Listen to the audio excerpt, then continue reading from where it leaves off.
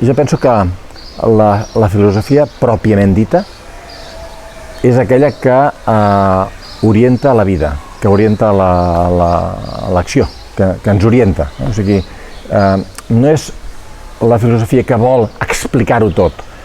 Òbviament que intentes explicar, però l'explicació està al servei de l'orientació, de la cura de la vida. Llavors, una filosofia que no serveixi per orientar-nos, una filosofia que no serveixi per curar-nos una mica, em sembla que no és finalment filosofia.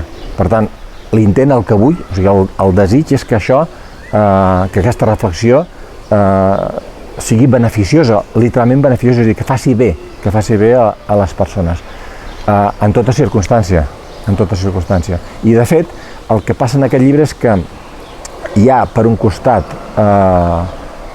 diguem, sota el títol d'humà més humà, hi ha, per un costat, una reflexió sobre el més fondo en nosaltres mateixos, sobre el més pregó en nosaltres mateixos, però hi ha també una reflexió sobre l'acció, sobre la manera de fer les coses bé i fer el bé.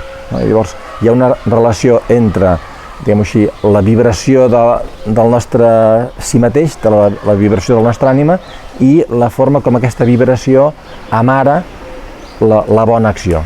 Per tant, sí, és un llibre que no és pura especulació, sinó una reflexió adreçada a orientar i alimentar l'acció humana.